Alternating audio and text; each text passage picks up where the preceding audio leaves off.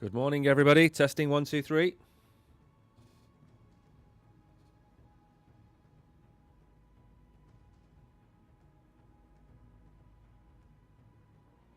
morning, everybody. Testing 1, 2, 3.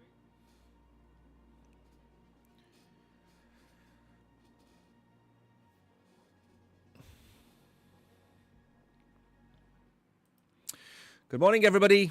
2nd of March, 2026, 11 a.m. Central European Time. We are back with our Monday show and what has happened over the weekend. We've had all kinds of news coming in from various different places, different parts of the Middle East. We've had news coming out of certain other parts of Europe as well this morning, and we're not going to speak too much about the actual ins and outs of it, but we will, of course, be talking about the impact on Bitcoin.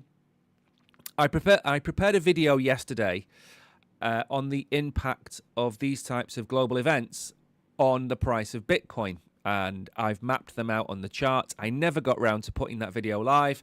There were other videos I had to make, so it's probably not going to see the light of day for a while. We're going to be talking about that a little bit. We obviously have plenty to talk about today. It's a Monday. We're going to go through some X-Files. We'll look at Market Watch, what's coming up this week, what's coming up next week in terms of the data coming out of the US. We're going to talk about, again, targets for Bitcoin, which are wholly unrealistic. I saw somebody this morning, British Hodl, I think he was called, talking about a $300,000 Bitcoin, talking about the fact that if gold can rally and silver can rally, so can Bitcoin. I'm not on that.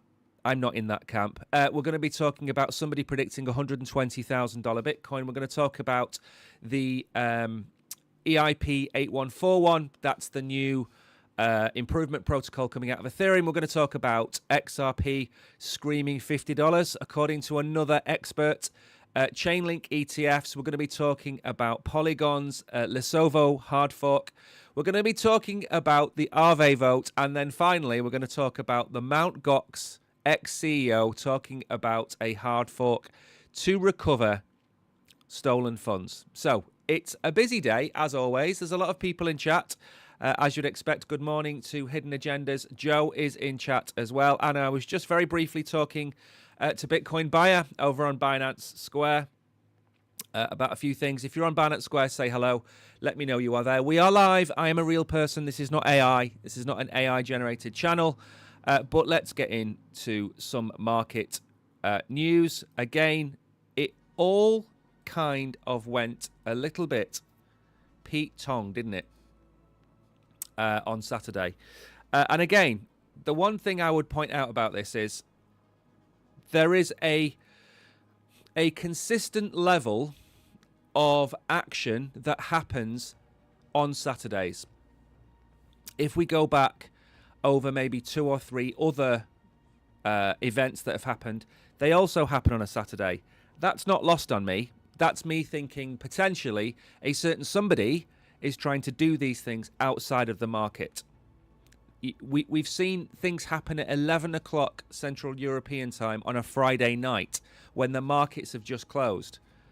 We do see similarities. And if I was on alert, if I was on guard duty, I would be more worried about a Saturday than a Monday morning, because that's certainly not when Trump wants to do things. But the markets pretty much have held up. If you look at Bitcoin, it's not really moved in a week.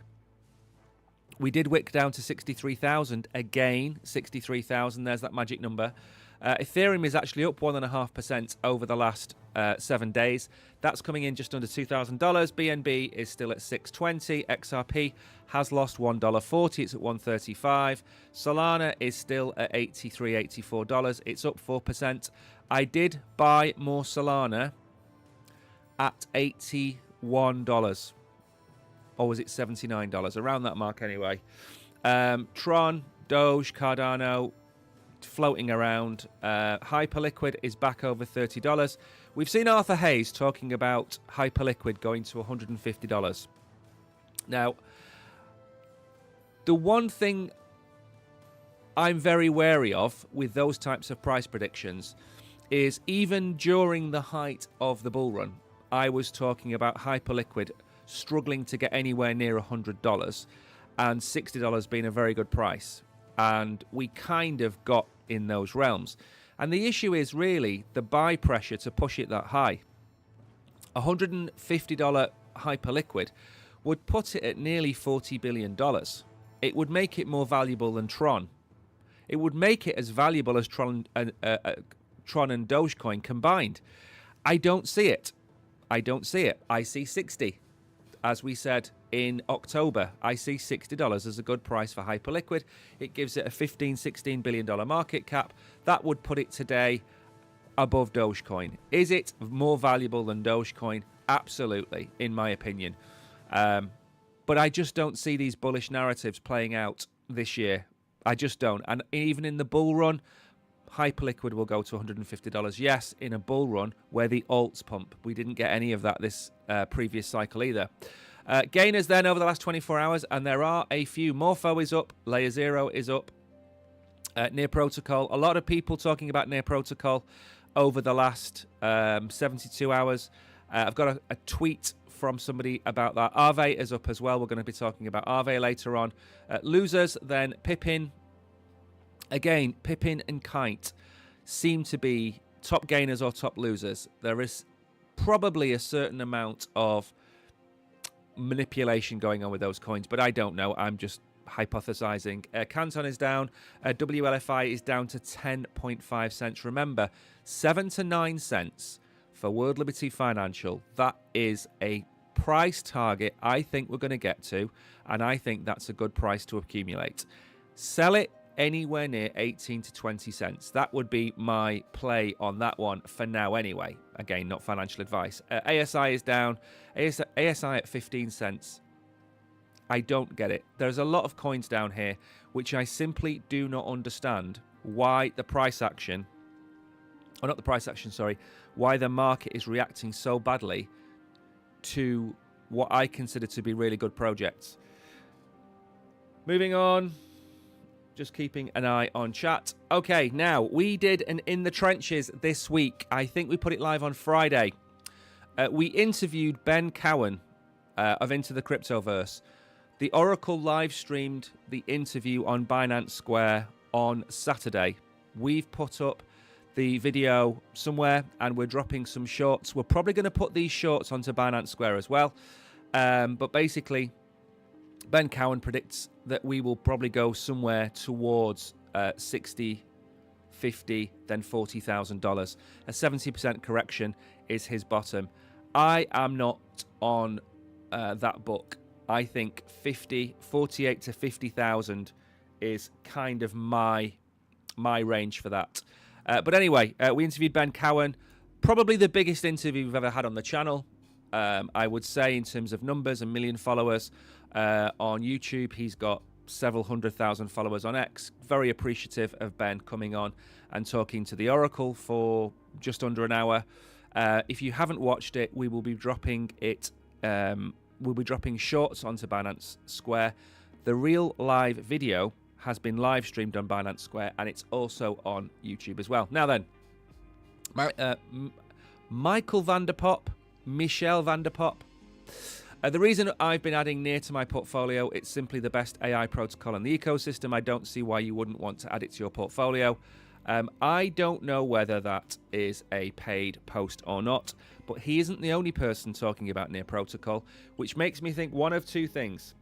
Either Near Protocol are going out and getting calls to talk about their project, or they are looking at it in a serious way. Now, we've held Near Protocol now for a year. We were buying it at $3, $4, $5. It's now at $1.50. We're down 75%. I've got conviction in Near Protocol so far. Another bit of news that came out from Nikita Beer. This is the guy on charge of X. And 90% of crypto influencers will now need to find a new business model that does not involve them pretending to like a project that they were paid to promote, allowing them to dump their allocations on the people that trusted them. This is something we talk about all the time. All the time. Okay? One of the reasons we are a lot poorer than we should be is because we do not really do paid partnerships with pre-sales. We don't do anything like that. We work with the people that you see on the screen now. So if you see a logo on the screen, for Maple Finance, World Liberty Financial, that is because we're partnered with them. We have our partners on the screen. The only difference is there's one of our partners. We can't have the logo on the screen because it's not something that's permitted on Binance. Simple put. But we do have other partners. Not too many, though. Now then, oil has risen 12%, $75 a barrel. This is what a lot of people have been talking about. Maybe it goes to $100. I remember oil. I had Guinness Energy, I think it was, which was a fund that invested in all the different oil companies. I was in that until there was a crisis. The price of oil ran up towards $90 or something like that. I sold and made an absolute killing on it. Whenever anything happens in the Middle East, longing oil is never a bad idea. But you've got to remember the price of oil will come down significantly once that has come to a resolution. So oil would be my play, but be super careful. Trump is talking in terms of weeks for this, whatever you want to call it, invasion, attack, whatever it might be. That is not something which is going to be over in a day or two. Okay, Iran is the size of, I think, Germany and France combined, and maybe a few other countries. It's not a small place. So this could run for weeks. The price of oil could run up for weeks. Again, we're not going to focus on what's happening. I'm just going to talk about it in terms of crypto. And don't forget, as well, Iran is one of the cheapest places to mine Bitcoin in the world. I think they can mine Bitcoin for about $1,500, something like that. Are those miners going to go offline? Maybe. Who knows? Now then, one last thing, and this is for a few people out there that watch us. We have these lovely Sennheisers, okay? These beautiful Sennheisers. It's lovely. It's got nice colours on it. It's a really, really lovely microphone. It doesn't come across on live streams. This is an issue. So what we've done is we've spent an absolute small fortune, and we have bought some SM7Bs. These are the best in class that we can get. The likes of Joe Rogan and a few others use this microphone. These are going to be with us in the next week or so. So we're going to be changing our microphones. We're going to be changing it up. And hopefully all of the sound problems will be gone. Anyway, that's just a small aside. Market Watch now. This is really what is going to be going on this week. What's going to be going on next week. This is really what shapes, I suppose, the macro associated with Bitcoin today. Manufacturing, a few people talking on Tuesday. I think we've got jobless on unemployment. So we've got employment, we've got jobless claims, productivity, import prices. Again, not the major indicators, but the jobless claims is the one to look out for. That's on Thursday. And then on Friday, you've got the big one. The unemployment reports coming in on Friday. This is the big one. There's going to be, at some point, a big correction in the economies of America, maybe Europe, and maybe other places as well.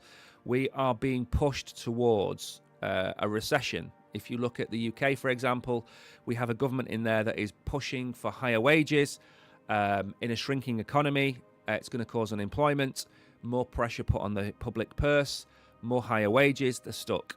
Okay? And the US, I think Trump's trying to fend that off. The issue that Trump has got now is that the debt in America is huge.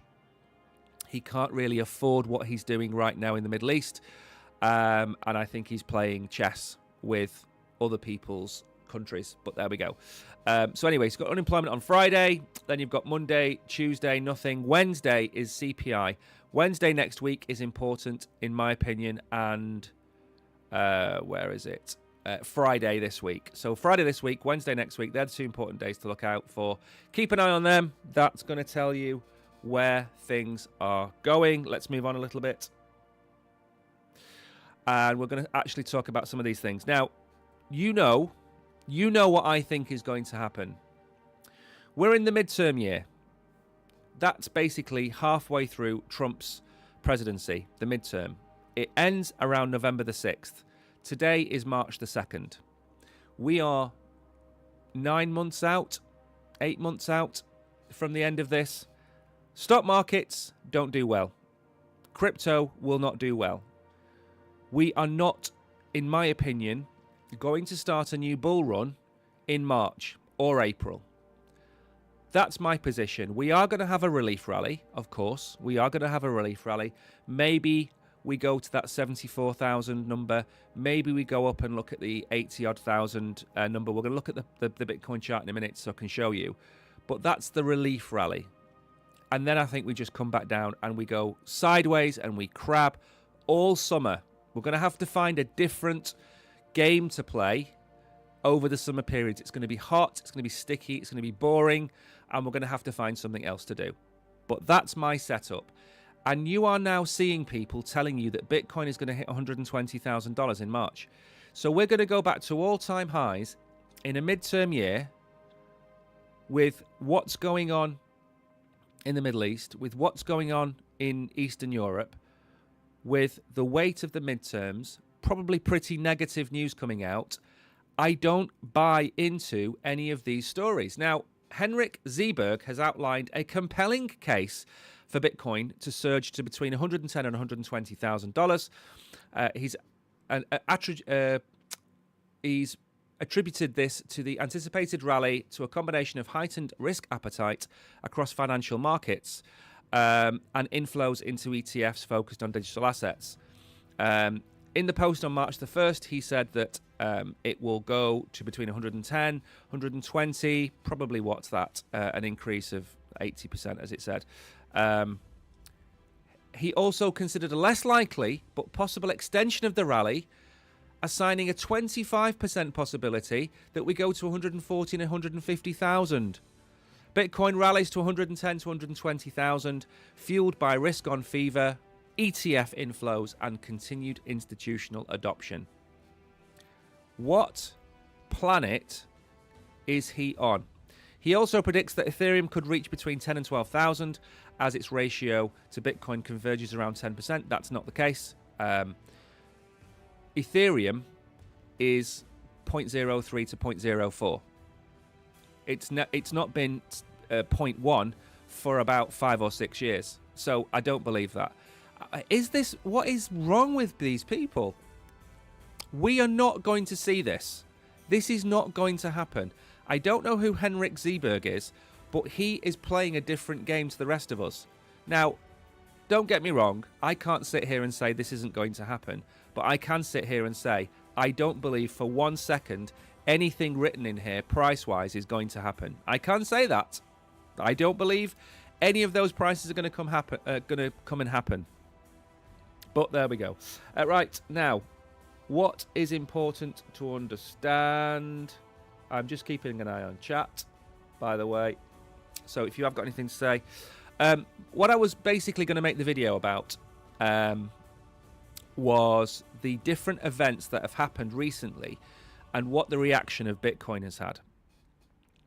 So before we get to some prices that I think we could rebound to, I just want to point some things out that I haven't seen written anywhere else. You will all remember this happening. I've got to be very careful what I say.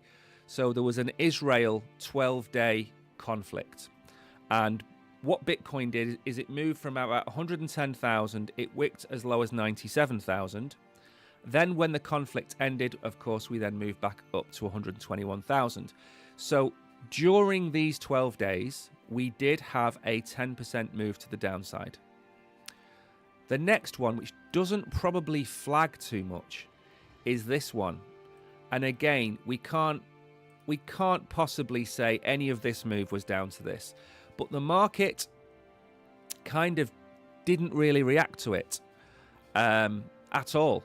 So the market did react to this because it was a slightly larger global scale event. The market didn't really react to this, and I'm not going to attribute a pump to this. I don't think that happened. This was the move we said was going to happen, by the way. We said that Bitcoin would come down and get rejected off the bottom of the bull market support band and then come down again.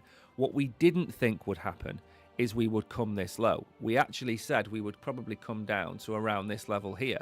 So we've gone a lot lower than we predicted.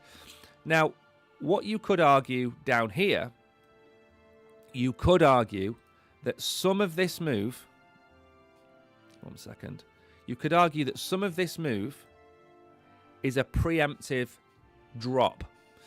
The reason being is that over the weekend, when it did happen, we didn't really break below 63,000. And it's as if the market had priced it in. It probably did. The issue now is, in my opinion, and again, I'm not going to draw too many charts. The Oracle, by the way, is live. The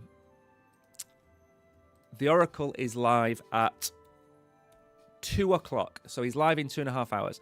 Now, if we just play this out, now remember, what one of the interviews we did was that Ben Cowan said we'd go to 40,000. That's his price target for the bottom of this bear market.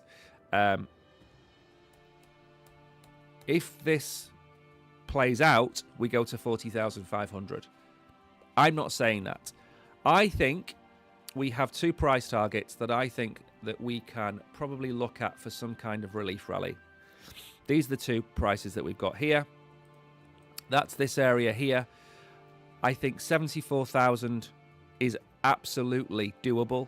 The next level up is the bottom of the bull market support band again, which is coming in at about 86,000. I think that's a lot further away. Now, I know the Oracle, who's streaming it too, I know he's got something in the $85,000 range. So he's probably going to be absolutely more accurate than I am. And don't forget what the Oracle said. The Oracle streamed on Saturday or Thursday. I can't remember which. When we were trading a lot higher, and he said we're going to come back down to 66,000.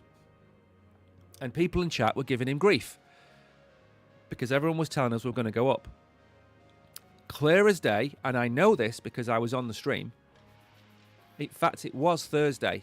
I think it was the Thursday stream. Yes, it was the Thursday stream. So on Thursday, I came on the stream and I said, what's going to happen? He gave me some setups. He said that Bitcoin would go to 66,000. And in chat, I think we're at 68 maybe, and we were looking to move up. And a lot of people were very negative on that. And I didn't believe we were going to go to 66,000. And today, here we are, sitting at 66,000. So he's got a very uncanny knack of knowing where Bitcoin is going. As do a lot of people, by the way. But he's got a very uncanny knack of knowing it. And he's done it time and time again. And one of the things that we don't do is we don't have a clipper. We need a clipper, by the way. Somebody that can clip the price targets that he gives. But we are where he says we're going to wait. So if you want to know where Bitcoin is going to go for the rest of the week, tune in 2.5 hours' time and watch the Oracle. But for me, 74,000, and I'm 75% certain we're going to bounce off that. I think there's a 10 or 15% chance we get as high as this. But if we do come down, that is the target that Cowan has set, which is not my target. My target is here. I've run the numbers. I've got 50,400. That's where I think the bottom of the bear market is. And that is about 20% down from where we are now. We've done the majority of the move. If you're feeling a bit sad and depressed right now, I wouldn't be. We've done the majority of the move. We've gone from 126 to 66. Going to 50 is really not a problem. And again, I am more than happy to dollar cost average in at these prices to Bitcoin. I'm happy to buy at 66. If it goes to 60, I'll buy at 60. If it goes to 55, I'll buy at 55. If it goes to 40, I am stacking my bags. If it goes to $40,000, I would look to seriously buy one whole Bitcoin around that price. $40,000 to $50,000, I'm going to be buying a whole Bitcoin at that price. I think we can go lower. I'm dollar cost averaging a really small amount right now. We're talking hundreds of dollars. We're not talking anything more than that. But I do think if we do start to go down, then I will be dollar cost averaging in more. Now then, again, we don't want to talk too much about this. We kind of covered a lot of this last week. Last Friday, we talked about Vitalik.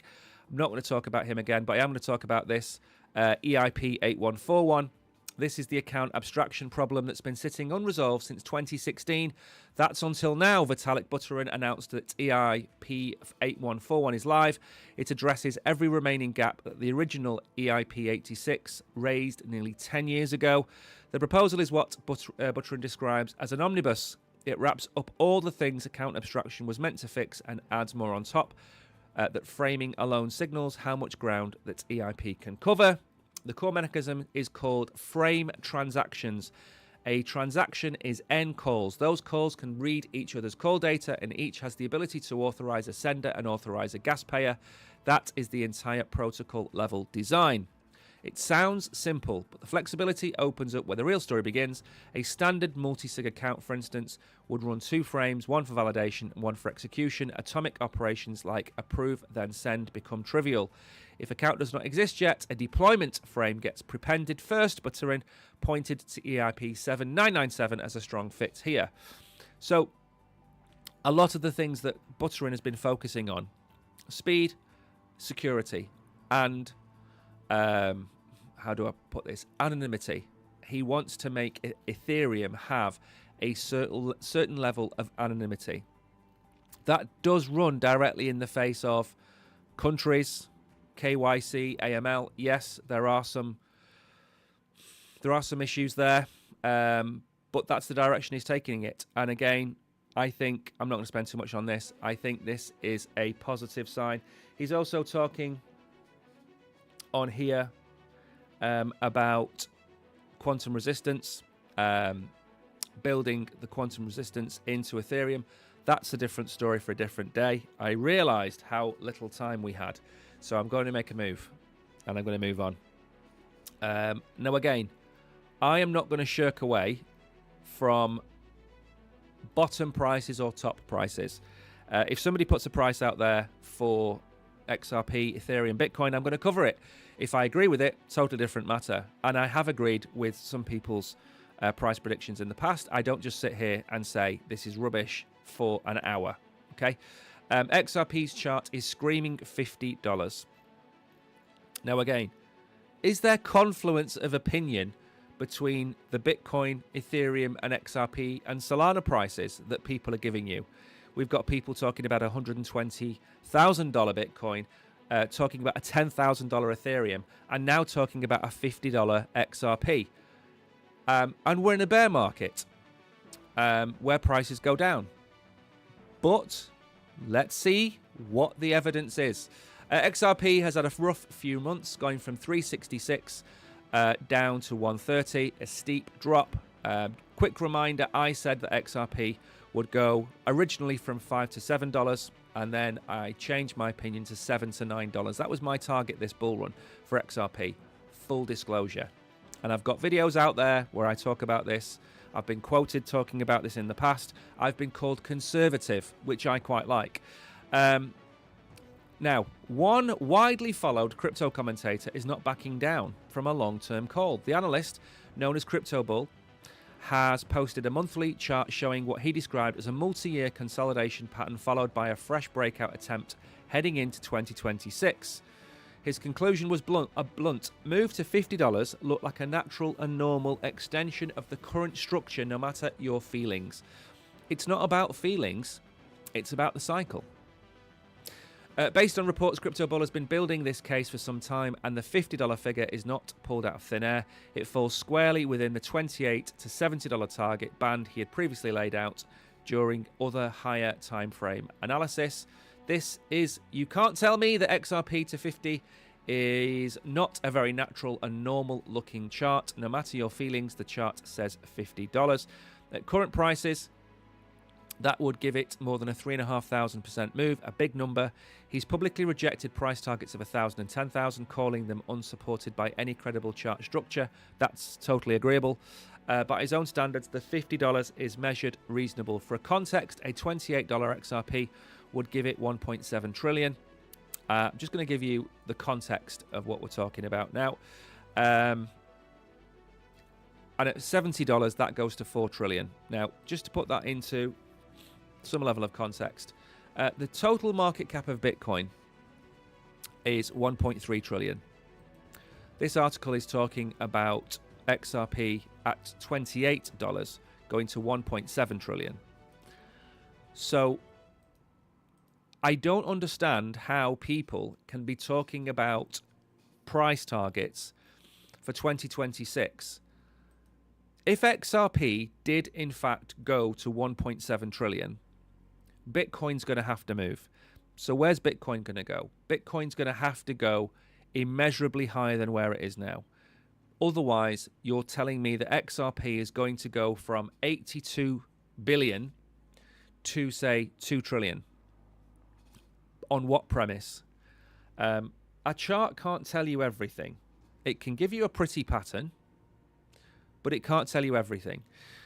And again, climbing from 11 cents to 365 in a single market cycle is fine when you're talking about billions. You're talking about trillions. I just don't see it. And also don't forget there's a billion XRP tokens coming in every month from the XRP Foundation. Some of them sometimes are sold. I just don't see it. I absolutely don't see it. What I would say about this is, if you're looking for XRP, if you're looking for a buy-in for XRP, I think if we break below $1, that would be a very good price to get into XRP. I don't think we're going to go all the way down to 2022 lows. I do think we're going to break $1. If we've got any hope of any $5 targets, $4 targets for XRP, they're not going to come in 2026. So this would be an accumulation area for me. Anything below $1, maybe 75 cents would be a good price to get in. We could even go lower. Again, it all depends on Bitcoin. And if Bitcoin, let's say Bitcoin doesn't go to 40 or 50,000 and Bitcoin has found a bottom now, then maybe XRP's found a bottom now. And maybe we will go back up. But the market doesn't tend to bottom so close to the all-time high. It does take about a year. And a year is October, which is incredibly close to the midterms. So we will see another leg down for Bitcoin. And then we probably see a break of $1 for XRP. The coin that I'm most worried about on this list is Cardano. That's the coin I'm worried about. Because that is losing momentum and that is losing ground. And yes, they've added a stable coin, which is going to add an awful lot to the Cardano ecosystem. Yes, they've got teething problems right now. They've got liquidity problems right now. But they need to do something. 27 cents for Cardano is getting back down towards the 2022 lows. We need Cardano to be at 40, 50 cents. Now then, Chainlink ETFs see zero outflows since December. And we've talked about Bitcoin and Ethereum ETFs in the past. We've talked about Solana and XRP ETFs in the past. And they're a good indicator of the demand from outside of our crypto bubble. We're seeing XRP having solid inflows. We're seeing Solana flip-flop. And now we've got Chainlink. And they're not going to be of the size of the Bitcoin ETFs, of course not. But Chainlink is so illegally undervalued for what it does. And it's in front of everybody's eyes. And this is a bullish sign for Chainlink. And again, my target for Chainlink, I think, was about $80 to $100. That's my bullish setup for Chainlink. We got as high as 25. So where before I wasn't that far off with XRP. I got within 50% maybe of the all-time high. With Chainlink, I got nowhere near. $25 was the top. I said 80, minimum 80. No alt season, no alt pump, fine. But Chainlink, every day of the week, is a $20 billion project, in my opinion. A minimum, because everything runs off it. I'm just going to bring up the price now to make sure. Sorry, not the price. Where is Chainlink there? Chainlink is coming in at 6 billion. I think it's a 3x higher than where we are now. That puts it at about $25. I think it's a $25 project right now, today, in the bear market. It isn't. And again, there's many projects like this where you look at it and you look at the fundamentals and you go, this is a solid project. Will this be here in 5 years' time? Yes, absolutely. If Chainlink does not exist in 5 years' time, crypto does not exist outside of Bitcoin in 5 years' time. Everything uses Chainlink. Chainlink's continued attracting global institutional retail attention. It stood out as the infrastructure rather than hype. Momentum returned after broader sentiment improved, and Link moved with clarity instead of chaos. So they've had inflows every single week since December. They've not been a single red week. Now again, don't worry about these numbers being smaller than the Bitcoin numbers. Bitcoin is a $1 trillion asset. Chainlink is a $6 billion asset. They are not the same thing. You can't compare like for like. It's like comparing the average attendance of Manchester United with the average attendance of Accrington Stanley. Okay? They're not like for like in terms of volume. But Chainlink is a key part of Web3. Absolutely fundamental at this moment in time to Web3 working. So the ETFs hold 1.26% of the total market cap. So that's about, if you look at Bitcoin, the ETFs only really hold, what, 1 million Bitcoin. So they hold about 5% of Bitcoin. There's only 1.26% of Link held. So there's plenty of room there, for example, if you're going to find some level of parity. Plenty of room there for the ETFs to buy more. Zero outflow weeks signaled disciplined positioning. Institutions were not trading in and out. They were allocating steadily. In particular, consistency is greater than size, becoming the real message. It's gained 6% as Bitcoin reclaims 67%. Yes, yes, yes. Again, it's not a $9 token. It's not a $9 token. It's $8.60. It's unbelievably undervalued. If you look at what's around it and you look at the likes of, is Chainlink a more valuable project than Cardano? At this moment in time, yes. So that gives it a 50% increase from where we are now. That probably puts it at about $12, $13. It's a no-brainer. And I don't hold that much Chainlink, by the way, because I'm more Bitcoin heavy. But you've got to look at the numbers. It makes a profit. It makes a great deal of revenue. It's got a buyback scheme for its Link tokens. It's a solid buy. But anyway, solid flows going in to Chainlink. It's a project very close to my heart. And like I said, I don't hold that much Chainlink. I don't actually know how many I hold, in all honesty. But I do hold Chainlink.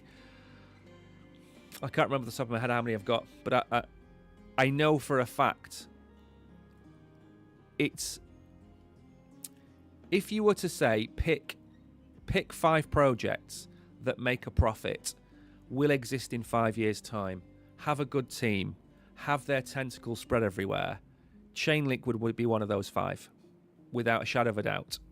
Right then, poll price prediction ahead of Polygon's March the 4th Lesovo hard fork. Polygon will launch the Lesovo hard fork on March the 4th.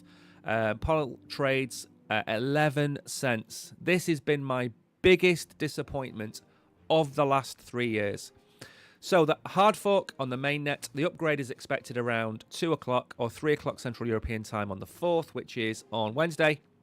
The announcement comes as Poll trades at this range, having had a recovery. The foundation stated the Lesovo hard fork will be released on the Polygon mainnet before block number X at 2 p.m. Market participants are now tracking both the network changes and short-term price actions. The Lesovo upgrade introduces subsidized gas costs for agent-to-agent payments under PIP 82. This aims to support automated transactions and AI-driven activity on-chain. The network is also improving smart contract compatibility through the Count Leading Zeros opcode update. In addition, the upgrade enhances support for passkey-based wallets. It also introduces a more flexible fee adjustment system. These changes are designed to improve transaction delivery and validation reliability. Polygon continues to advance its GigaGas roadmap, I think, which targets 100,000 transactions per second. The network recently reported $3.28 billion in stablecoins, marking a new high. Moreover, as we reported, Polygon is Brazil's largest foreign exchange bank, expanded its BBRL stablecoin. Very, very good. We don't need to read too much about that. What I would say about this is, I think the sooner Polygon becomes a layer 1, the better.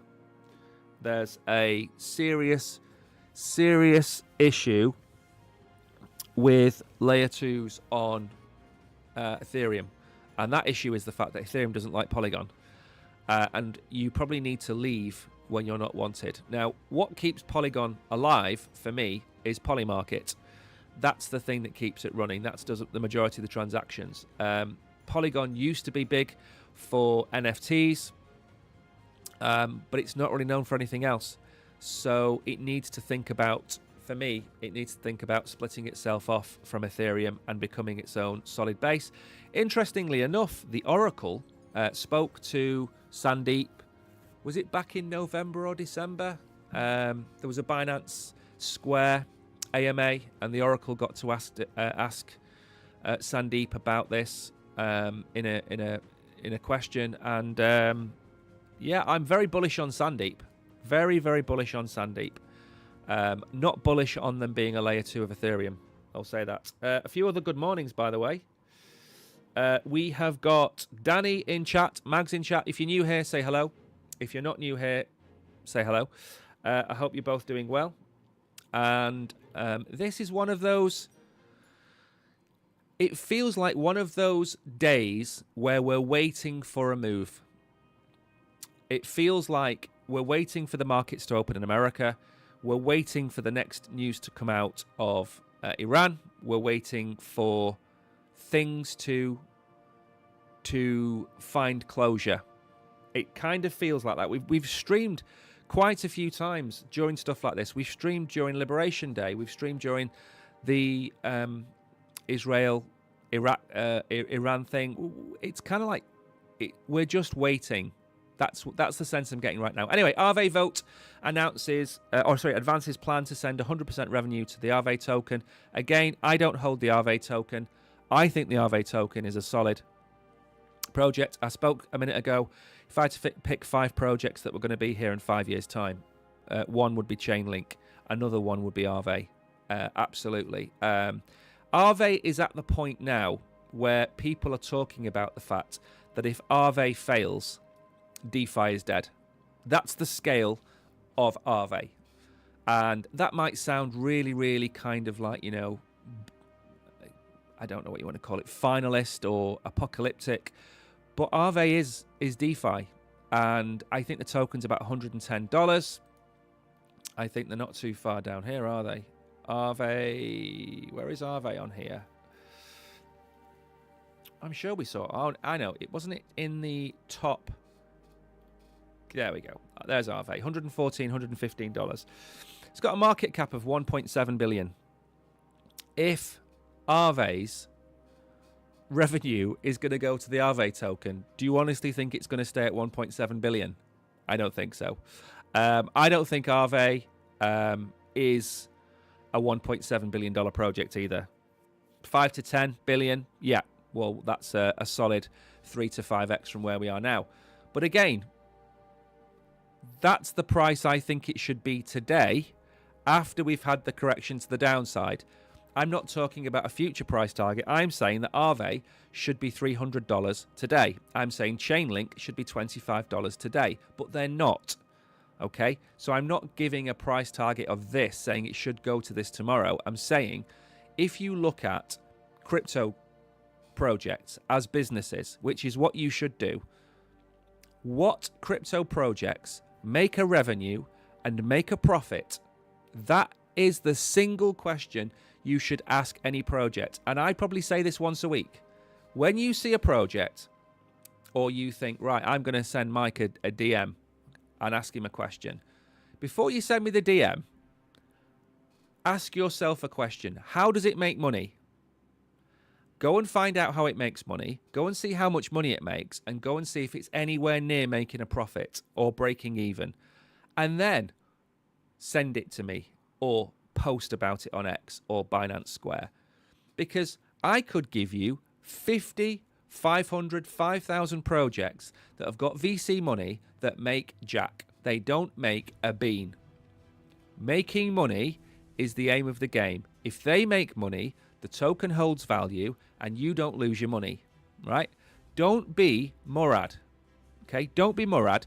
Don't chase every single shiny cat, dog, horse, pig, coin in the world. Look for companies like this. That is if you only ever take one piece of advice, it's this. Go and find companies that make money. My other piece of advice is clearly hold more than 50% of your portfolio in Bitcoin, but it's a different story. So the plan is to route 100% of the protocol revenue to the Aave token as the proposal moves into the review phase. Founder Stani Kulchov confirmed the result on March the 1st, stating that Aave will win. Proposal had cleared the vote. The plan signals a shift towards a token-centric model very quickly.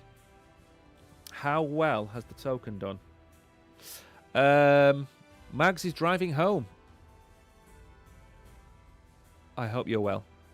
How well's this token done? You see, look, if we go back, the token was... Let's make it a little bit closer, maybe. So the token did hit the price I suggested, which is about $300. I think Aave is a $300 token. Absolutely. Do you know what? I think if Aave starts to go down below $100, I think Aave could be a really, really good buy. I think if you could get Aave... Now, it hasn't been below $100 for a year, but if you go back here to the worst bear market in history, we bottomed at $50 with an all-time high. What was the all-time high? All-time high was $666. Great. I think Aave below $100, I would be positive on that. Now, of course, if the bear market runs till October, it could very well go down to $60, $70, $80. I'm not saying today, but I think Aave is a really good project at those prices. And I think coming down, when was it recently at $300? August last year, it was at $300. This is a good coin. I'm talking myself into buying Aave. Just let that be known. My cogs are ticking over here, and I don't add projects to my portfolio. So I'm going to have to lose something to get Aave. Revenue sources listed in the proposal cover swap fees from Aave.com and the up-and-coming mobile app. The Aave card program is also included. Potential revenue linked to an Aave exchange traded product is also mentioned. All these streams would be directed into the DAO. I mean, this is amazing. This is absolutely amazing. But remember to carry out very, very strict portfolio management. If I like a coin, I actually said this on Friday. If I like a coin, say Aave, I'm only going to put 2.5% into this coin. That's it. Right? If I like a coin, I am not going to sit here and put 50% of my portfolio into it, because it's not how it works, basically. Aave could go to $300 or $400, yes, but it's not Bitcoin. Maple Finance could go to $1.20, but it's not Bitcoin. Jupiter could go to $3 or $4, but it's not Bitcoin. You have to understand the pecking order of crypto. That is how I would look at this. Okay? As I say, I'm keeping an eye on chat, which is why I keep looking down to my side. I do not have a multi-screen, by the way, so I can't see your comments on the screen. Now then, final comment of the day, because I do want to cut this short, because I want to talk about what's going on this week. We've got a few things coming up that I want to talk about, so I don't want to spend the hour streaming and then not have anything to talk about at the end. Right, so former Mt. Gox CEO proposes Bitcoin hard fork to recover $5 billion. Developers push back. Mark Karpeles proposed a Bitcoin hard fork to recover 80,000 Bitcoin stolen in 2011. The change would alter Bitcoin's consensus rules, but developers quickly rejected it. Critics warn the move would undermine Bitcoin's neutrality and immutability. Absolutely. Let's carry on. So, according to Capelli's February the 27th post, the coins now worth $5 billion at current prices remain untouched at a known address. The proposal would modify Bitcoin's consensus rules at a future block height, allowing the funds to be reassigned to a designated recovery address. The recovered assets would then be distributed through the Mt. Gox ongoing court-supervised rehabilitation process to creditors. Technically, the pull request would make a previously invalid transaction valid by introducing a special rule that permits spending from the specific address tied to the 2011 theft. All nodes would need to upgrade in order for the change to take effect. He acknowledged in his submission that the changes require a hard fork, meaning it would alter Bitcoin's consensus rules. It was rejected. Peter Wuhl, a prominent Bitcoin core contributor, redirected any discussion on consensus changes to the formal main list. Other community members were more direct. Several commentators argued that rewriting Bitcoin's rules to recover funds from a custodial exchange failure would undermine trust. Now, what I would say about this, and I've included this for a very good reason, this cannot be allowed to happen. The guy with his laptop in the landfill, don't know how much he lost. A few billion. The Mt. Gox hack. A few billion. Satoshi's wallet. 100,000. Or a million, sorry. No, it wasn't a million, was it? Yeah, it's a million. At what point do we realise that Bitcoin is uncensorable and immutable? Okay? You can't just do this. What happens if North Korea steals 50,000 Bitcoin from the Winklevoss brothers? Do we do a hard fork to get it back? What if America wants to seize all of China's Bitcoin? Do we do a hard fork? At what point do these people realise this isn't how Bitcoin works? Doing something like this would ruin the base level of trust in Bitcoin.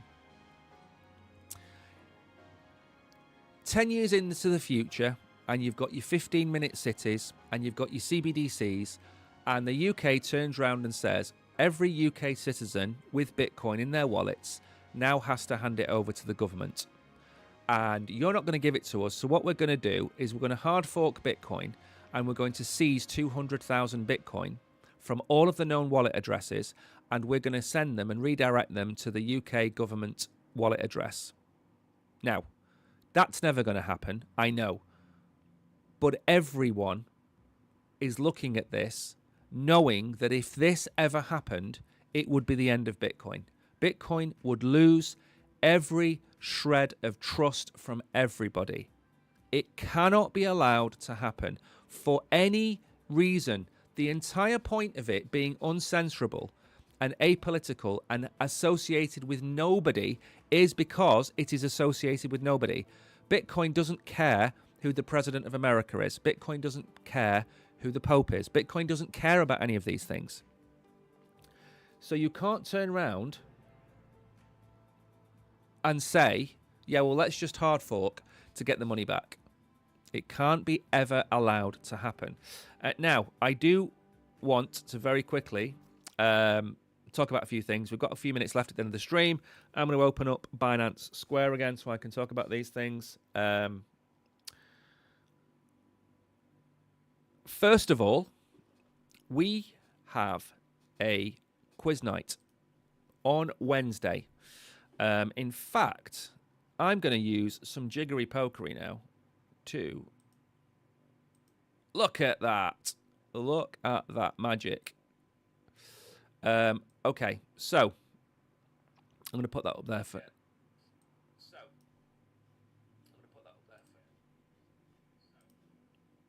Just let me mute this, otherwise there's going to be an echo.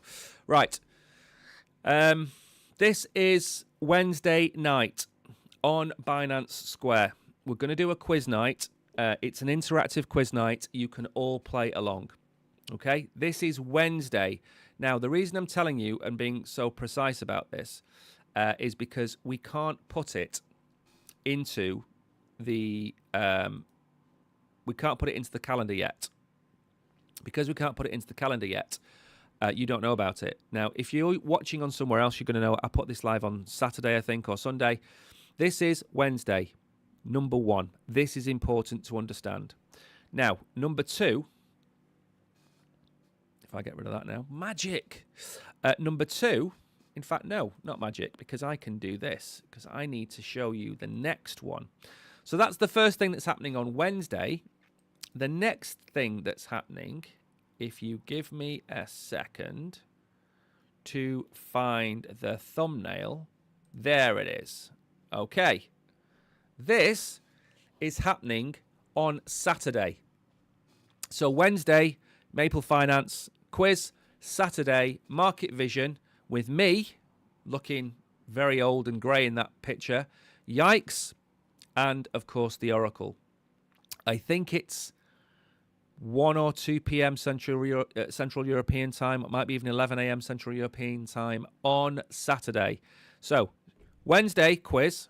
Saturday, Market Vision with those 2 reprobates and me. Hang on. I am going to get rid of that now. Off the screen. There we go. Bonk. Right. So they're the two things I want to tell you about, Wednesday and Saturday. On top of that, I'm live tomorrow. The Oracle is live this afternoon. So if we go back over here for a second to show you what I'm talking about. There, right. So if I bring this up to show you all, there we go.